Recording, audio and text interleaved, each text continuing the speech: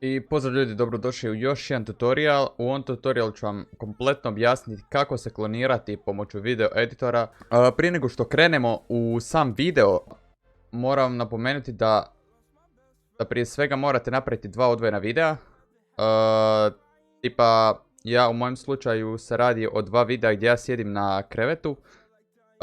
I svaki video zaseban. Vi možete napraviti jedan video gdje na jednoj strani pričate i onda se premjestite na drugu, ali to vam je puno više edita. Znači morat ćete rezati audio, rezati video, stoga vam ja preporučujem da napravite dva zasebna videa. Jednostavno jednu scenu snimite i onda prekinete video i napravite novi video gdje snimite drugu scenu. I onda ćete to jednostavno, ja ću vam pokazati kako to jednostavno sve dalje da napravite u video editoru. Toga da ne duljim, hajde da počnemo. Evo ovdje vidimo da ja imam već otvoreno, već gotov projekt kloniranja. Jednostavno ovo je već gotova verzija videa. I tu već vidimo da je video kompletno gotov, da sve izgleda super.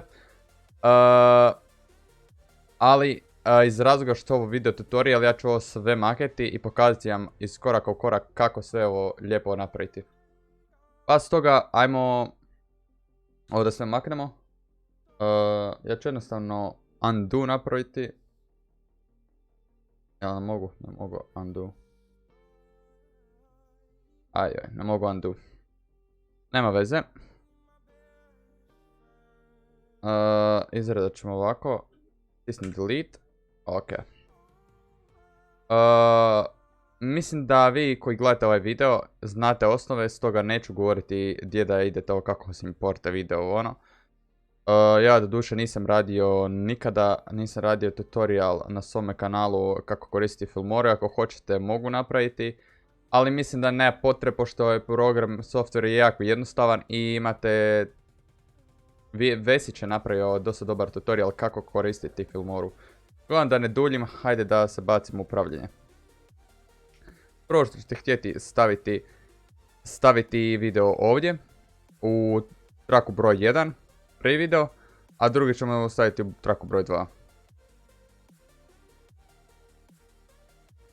2. Sada jednostavno ću jedan video prekriti da mogu jednostavno vidjeti čitav video. Ovo ću malo smanjiti pošto ovako me nervira.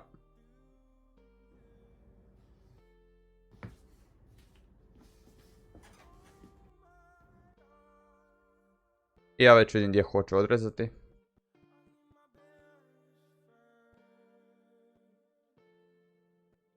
Evo ja hoću ovo tu odrezati. Idem cut.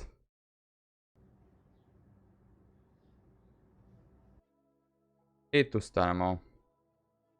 Opa, odrezali smo dva dijela slučajno. Cut. I tu je scena gotova. Ok.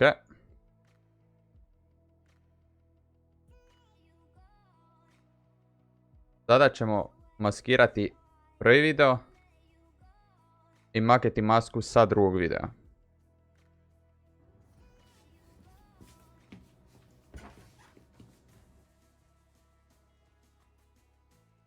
Sada ćemo odrezati drugi video na željenom mjestu.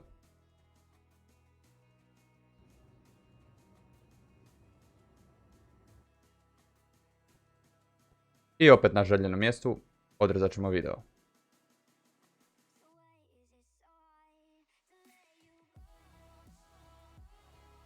Pošto vidimo da je video malo predugačak, skratit ćemo ga. Jer vi morate postići... Opa, undo. Morate postići istu duljinu videa kako bi imali najbolji experience. Cut. I sada ćemo jednostavno staviti da video bude u ravnini jedan s drugim. Znači kompletno su u ravnini. I sad možete vidjeti kako izgleda prvi video. Prvi video je sasvim u redu. Sada pogledamo drugi. Počeo od početka. I sasvim u redu. Kada smo to napravili, kada su dva videa izrezana po vašim željenim mjerama i sve ovako poravnato, znači dužina videa ista, isto vremenski traje, onda ćete izabrati ovaj gornji video i ićete pod efekte. U efekte ćete ići pod utility i tražit ćete image mask. Jednostavno ćete povući i staviti u video. Time ćete dobiti ovu masku, mada sad vidimo da rad ne liči ni na što, pošto maska je tako nekakvog standardnog oblika. Da editujete samu masku i stavite vaš željeni oblik, kliknite 2 puta na masku. Sad dobili smo opcije i pod raznih ovdje opcija vidimo video, audio, color, motion. Vi ćete ići pod video effects što se nalazi pod video. Tu ćete ići pod image masks i to vam trebalo biti ova kvačica, ali mislim da vam je to već pod standard kvačica. Izaberite vaš željeni oblik, u ovom slučaju to će biti zadnji. 2 puta ću kliknuti na to. I sada već vidimo da je se promijenio oblik, ali opet ne vidimo drugu sliku. Ne vidimo drugog tipa.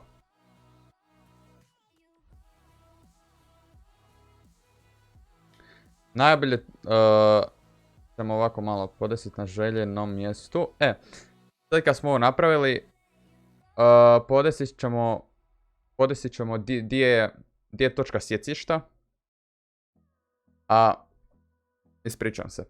A točka sjecišta je pod X. Stoga ćemo... Opa. Morate se malo igrati s opcijama. Tipa ja mislim da ovo... Mislim da je ovo sasvim u redu. Vi možete primijetiti da je ovdje po sredini tako ajmo reći linija koja dijeli dva videa. Ali ne brinite, to će se sve popraviti tako što ćete ići pod... Kada ovo spremite, znači ja sam tu igrao sa slikom i jednostavno sam vukao u minus sjecište slike, to jest videa.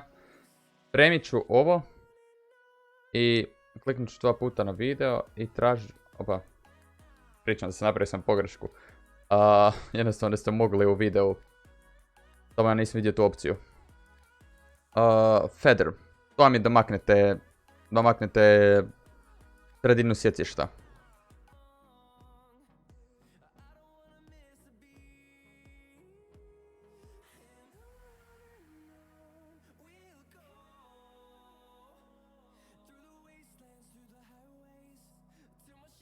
I to bi trebalo biti ovako nekako.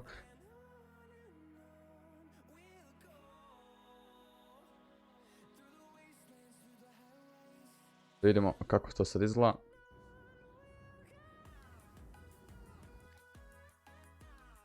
I video izgleda super. I ljudi, mislim da je to je bilo to. Da, sve super, nema tu ništa, to je sve perfekcija. Ljudi, to je bilo to u ovom videu, nadam se da mi se video svidio. A ako vam se svidio i čini vam se poučan i nešto ste novo naučili, molim vas da opalite subscribe tipku i da opalite like. Toga kada je to bilo to, vidimo se u sljedećem videu. Pozdrav!